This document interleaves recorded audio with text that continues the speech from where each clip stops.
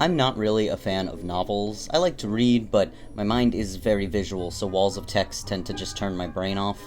Subsequently, I never read Harry Potter. I saw all the movies and love a good afternoon at Universal to walk around and see the wizarding world of Harry Potter and just enjoy the scenery, but I don't really have a deep connection to this franchise at all.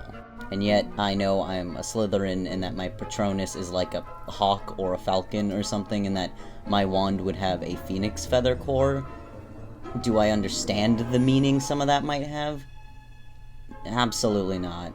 So I'm not much of a reader, but I do occasionally like to check Twitter because those are such short, bite-sized little bits of content that it doesn't really turn my brain off to try to read them, so I'm just gonna quickly check my oh, motherfucker. Probably don't need to do this, but I'm going to anyway. So J.K. Rowling is the author of one of the best-selling book series of all time, Harry Potter, and it's one of those franchises that pretty much everyone has at least a passing knowledge of. That's due in part to its ability to be read by pretty much anyone. Children and adults alike seem to love this series, and for good reason. It's the perfect kind of escapism. Rowling was able to create a world so fleshed out and understandable that anyone who consumes the media can picture themselves in easily. Two generations have grown up with Harry Potter, that being millennials and Gen Z, who are really the most diverse generations to date. And wait a second, why am I talking about diversity? Well, recently, and by recently I mean for the last couple of months now, J.K. Rowling has sort of gone on a downward spiral into just making weird posts about trans people, which typically tend to include some TERF,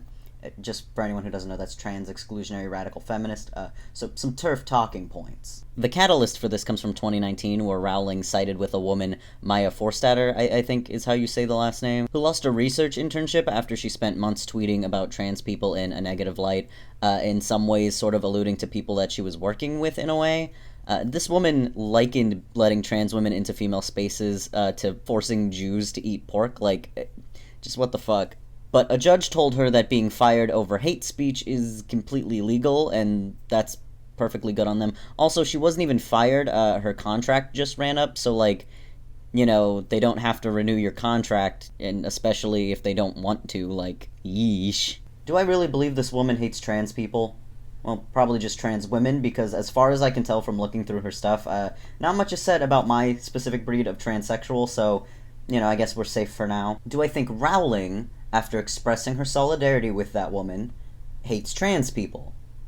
Honestly, couldn't tell. So from my experience with transphobia, there's really two different kinds. There's genuine hatred of trans people, and then you have just misguided ignorance. Maya seems to harbor a genuine hatred for trans people, while Rowling, I honestly can't tell which one she falls into, because it seems, at first, to just be a misguided ignorance thing, that she just doesn't understand what she's talking about, or doesn't really know many trans people, so maybe she's just, you know, ignorant of things. It's not her fault, she just doesn't have the education. To me, ignorance-based transphobia isn't necessarily a bad thing, because that means there's room for growth and education there. I think that it's a good thing that ignorant people are still capable of learning. The absence of knowledge on an issue isn't really taking a stance on it. No one automatically knows everything about any topic, so people need to learn and be willing to educate themselves or accept education that is given to them. I think it's great that someone who's just misguidedly transphobic has the capability to learn and undo the misconceptions they have. However, that can slowly turn into genuine hatred if they feel the need to, let's say, double down on their beliefs. Before all the most recent tea came out, I firmly thought Rowling was just an older woman who really didn't know much about trans people outside of what other rich white British women in her circle would talk about. Ooh, spooky trans woman in a bathroom, what are we gonna do? But Rowling made the critical error of putting her views on Twitter where her millions of followers could see, and she got rightfully called out. But an internet canceling kind of does something to a person. It tends to make them double down, and in the wake of that canceling, she most certainly started chugging the TERF Kool-Aid. After months of people slowly turning on the Hermione was black the whole time, Dumbledore is gay, and the snake was a Korean woman author of the Harry Potter series, she decided to snap and write a over 3,000-word essay on why she has these views on trans people. Just for context, everything I've said up until right now isn't even 1,000 words. And she wrote 3,000 about trans people. That's a lot of words. I can hardly do that for a video, and it's like my brand. It's what I do. So despite me hating walls of text, I've read the Manifesto.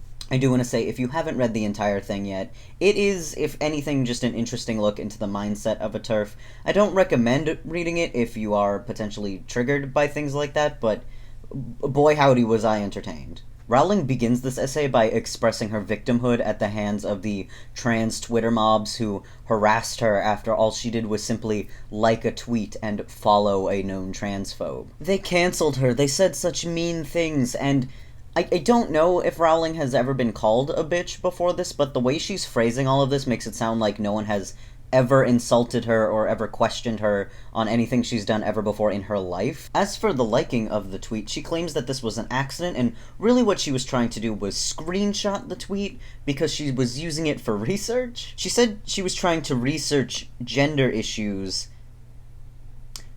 by screenshotting tweets. Typically, I would talk to other trans people or read scientifically backed papers or, something like that. But by all means, Twitter is a wonderful source for information. I mean, I know a current US president who would definitely back that idea. Now, the best part of this entire section comes when she cites a particularly abusive man who used her books for compost. I don't think I've ever heard someone use the words abusive and compost in the same sentence. I didn't know you could abusively compost something, but I like it. Like, she said some of her books were being burned. Shouldn't she be happy that this man is at least using it for something useful? Like, I don't know. She then goes on that despite the vitriol, some, and I quote here, kind, empathetic, and intelligent people, some of them working in fields dealing with gender dysphoria and trans people, who are all deeply concerned about the way a socio-political concept is influencing politics, medical practice, and safeguarding. Notice that, though. Kind, empathetic, intelligent people who are agreeing with her. But anyone who's disagreeing is just an angry internet mob who don't understand things, who are just violent and evil and hurt her feelings. I also find it nice that she doesn't even reference who the people are that apparently work in fields of gender dysphoria and trans people. What does that mean? What are those fields? Some might assume that she's talking about, like, psychiatrists or doctors, but she doesn't say that. She says fields relating to dysphoria and trans people, which that could be anything. That could be any job. Education, human resources, politics to some degree, policing to some degree. The guy in the Wendy's drive-thru who gave me a large on my 4 for $4 drink just because he's a cool dude. All of those fields also deal with trans people and dysphoric people, but I don't think that, anyone would immediately assume she's talking about that. So maybe we're meant to assume she's talking about psychologists and doctors, but she doesn't say it. Now, I'm not really expecting her to name names or, be super specific, but at least be a little less vague if these are the people who supposedly are agreeing with you. She then goes on some other, stereotypical TERF talking points like lesbians who don't want to date trans women shouldn't be shamed, and I do agree with that. People have genital preferences. If you don't want to interact with a penis, it's valid and fair, that's on you. But I don't think a lot of lesbians are necessarily being shamed for not wanting to date trans women because of a genital preference. I think it's a lot of, we're shaming people who are saying trans women aren't women and therefore they won't date them because they're a lesbian, that's where the shame's coming from. Ironically, radical feminists aren't even trans exclusionary. They include trans men in their feminism because they were born women. Now, maybe that's because they just see us as women?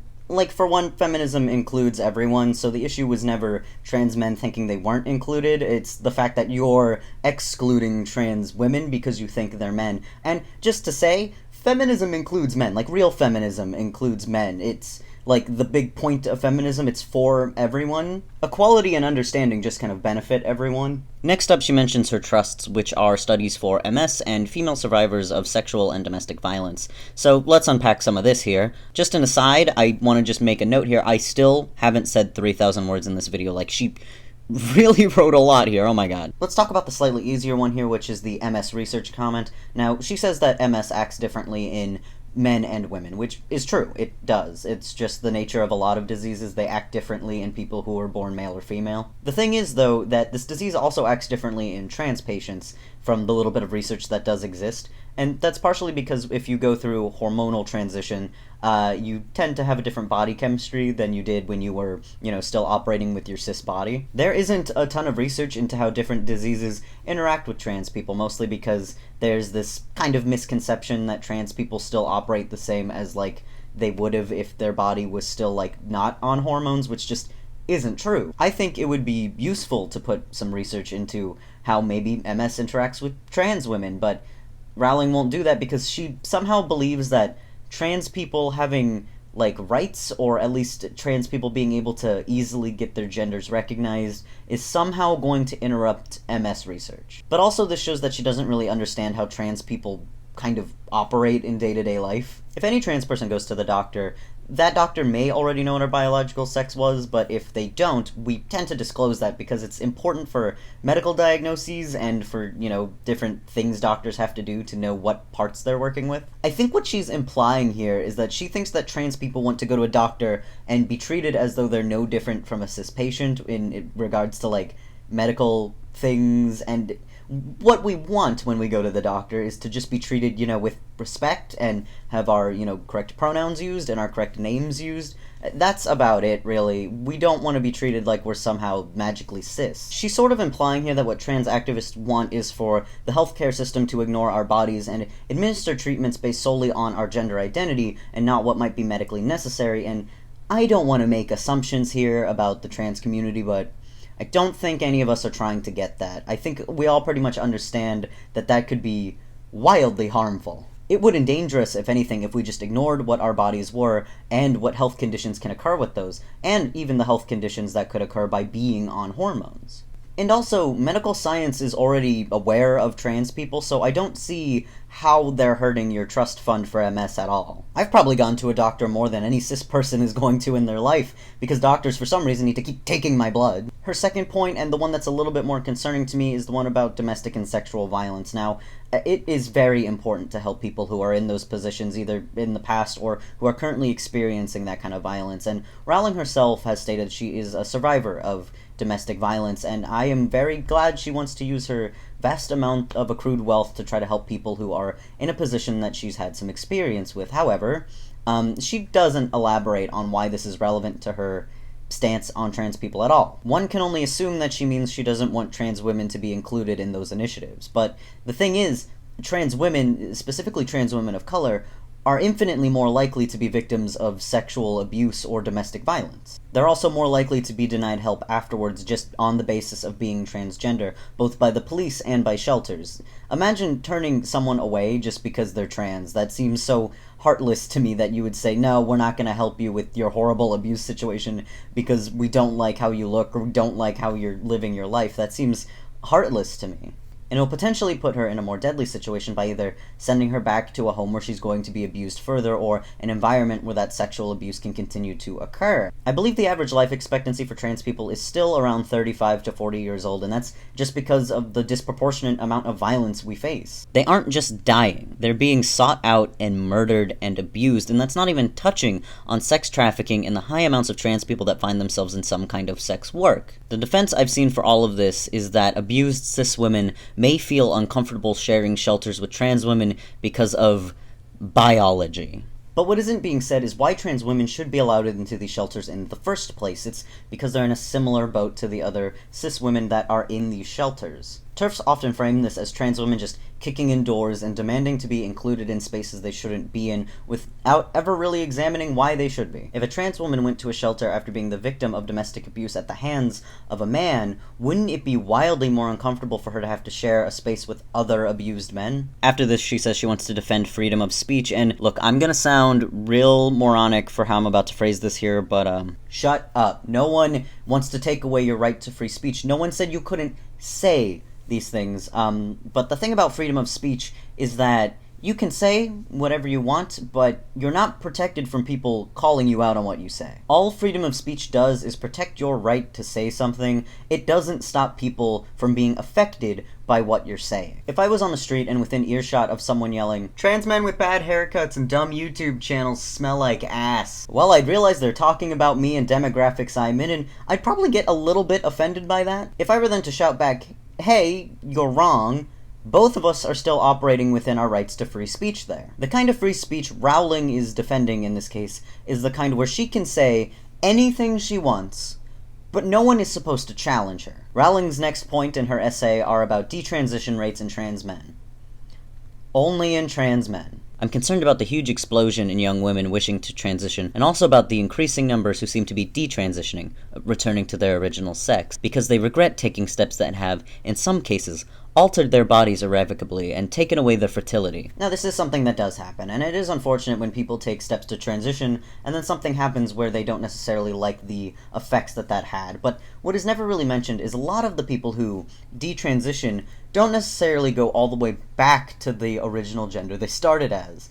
A lot of detransitioning comes from either surgeries they weren't happy with or hormone changes that they aren't necessarily happy with. It's not necessarily the act of transitioning, it's the results of the transition that may or may not line up with how they perceived themselves beforehand. Some of it also does come from just a general lack of trans education and understanding, and better access to education and even better access to mental health screenings would probably help a lot of these numbers go down. The thing, though, is that she says these numbers are increasing, but the thing about that is, so is the number of people who are trans-identified, so logically speaking, if more people are coming out as trans and identifying as trans, and then taking steps to transition, there are going to be more people who then take steps to detransition. It's kind of just how math works. When there's more people doing a thing, that means more of those people might undo the thing.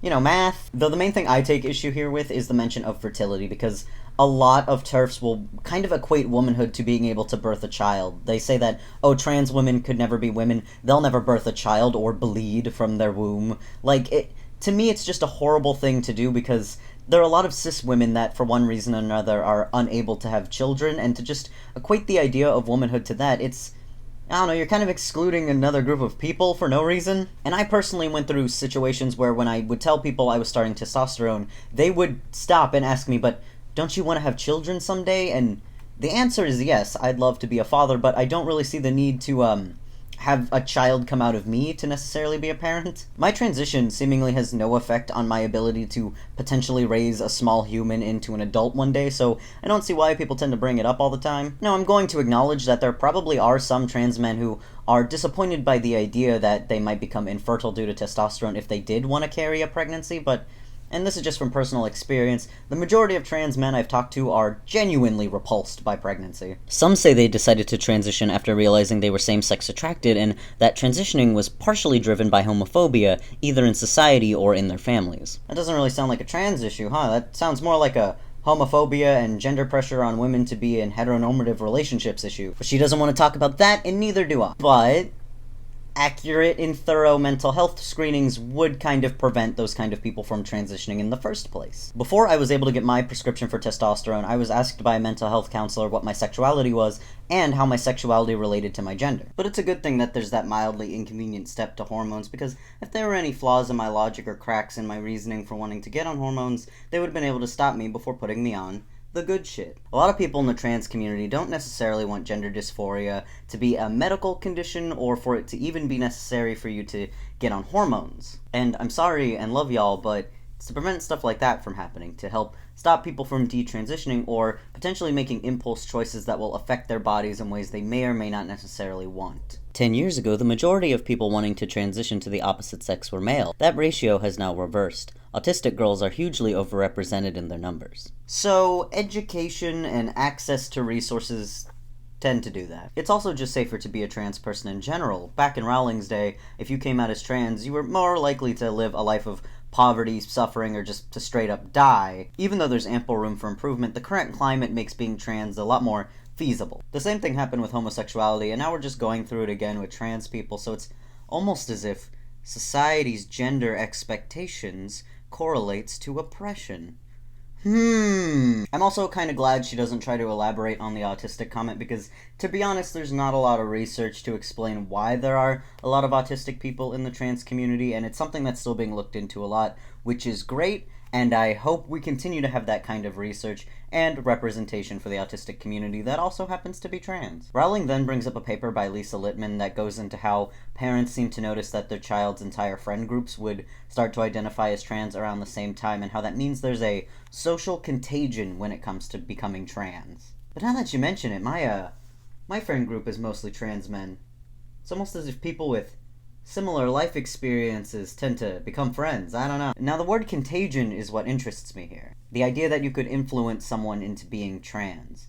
Sounds similar to, don't let the gays hold hands in public, it might make the kids gay. I myself have been told not to be visibly trans when going somewhere because there might be children around, and well, to be honest, it's kind of troubling to hear. The more of their accounts of gender dysphoria I've read, with their insightful descriptions of anxiety, dissociation, eating disorders, self-harm, and hatred, the more I've wondered whether if I'd been born 30 years later, I too might have tried to transition. The allure of escaping womanhood would have been huge. I struggled with severe OCD as a teenager.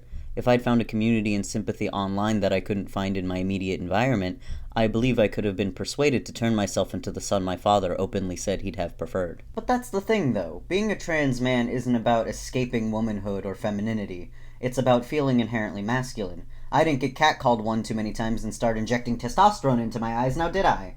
Look, Rowling, if you're watching this, which I'm going to assume you are, because you seem to be very obsessed with the way people criticize you, I'm sorry if your father made you feel unwanted, and I too understand your struggle with OCD.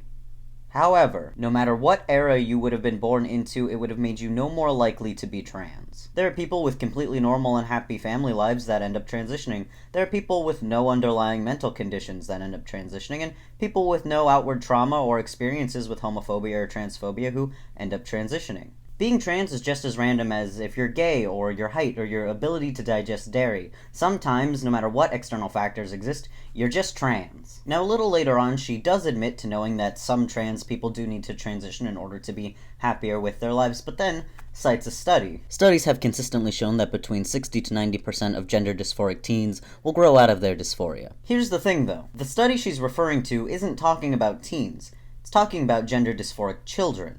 People who haven't hit puberty yet. It specifically says that these children tend to grow out of having gender dysphoria by the time they reach adulthood. Now, children are inherently kind of sexless. Young girls and boys can kind of look the same. It's because they haven't reached the point in their lives where they start to develop secondary sex characteristics. It's understandable that the majority of children who might experience some form of gender dysphoria would grow out of it once they become more comfortable in their bodies after developing them. She then goes on this long rant about how women have it worse now than they did in the 80s because there's porn on the internet. Okay. My favorite part is when she says, moreover, the inclusive language that calls female people menstruators. Hey, Rowling, you seem to have tried to make an attempt to acknowledge that, trans men exist and then immediately forgot we exist. There are trans men who menstruate. Wild, I know. And trans men are included when people say menstruators or people who menstruate, because they do. So it's not meant to be derogatory. It's meant to include a group of people that you seem to have forgotten about 5 seconds after talking about them. And I get you might not enjoy it. It is a very harsh sounding term, and I think we do need a better one, but I mean, come on, it's not like they're insulting the fact that you menstruate. People know. She then details how she was a victim of abuse at the hands of her first marriage, and yeah, it's definitely a terrible thing that people go through. She also does mention that trans women and trans women of color are infinitely more likely to be the victims of extreme sexual and physical abuse. And then immediately slides into just men are trying to get into women's changing rooms. Just right on in there. I got whiplash. In a way, I can kind of understand why they might be afraid, but do you know how long it takes for your gender to be legally recognized? Even if laws are passed to try to make the system faster, you do still have to go through a lot of paperwork and a lot of legal proceedings in order to get your gender legally recognized or your name legally changed. A lot longer than it takes for a man to just kick in the door to a bathroom or walk into a changing area. If someone wants to commit assault or abuse, they're just going to do it. They're not going to go through the legal paperwork so they can have some kind of alibi.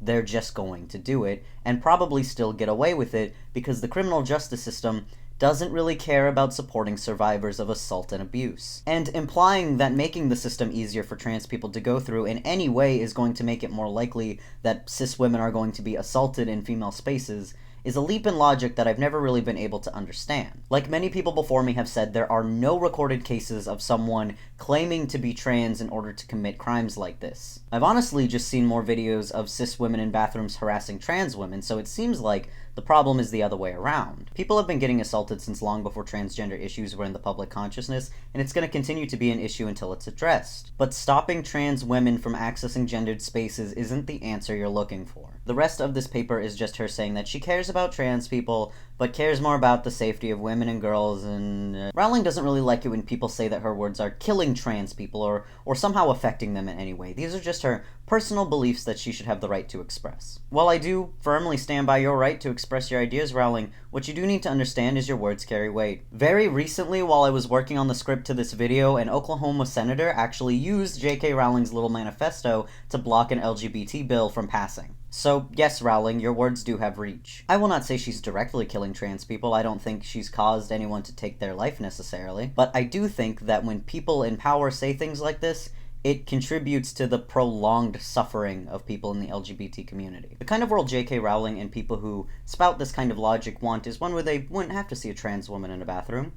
They'd have to see me there instead. I feel like if they got what they wanted and there was some kind of bouncer outside of every bathroom checking people's biological sex, they'd be having a lot worse time because there'd be a lot of trans men, a lot beefier than me, spending time in the bathroom with them. In shelters for abused people, you'd be finding a lot more guys that look like me hanging out with the other abused ladies. What's so wild to me about these bathroom situations is that there's no one outside checking your gender on your ID for you to enter the bathroom, so how do you even know what gender someone is? You might be assuming someone's a trans woman when they're just tall. Tall cis women or cis women with very deep voices would just have a harder time living their lives if TERFs got their way. This is the point that I get to where I've realized that J.K. Rowling isn't just misguided or ignorant, she's blatantly doubled down into just being hateful. She's decided that her hatred of trans women is more important than saving face at this point, and she's just going all out to express her opinions. And I understand why a lot of people who grew up on Harry Potter and really enjoyed the world she created are saddened by the way she's acting now. A lot of people got a message from those books about being yourself and standing up to oppression,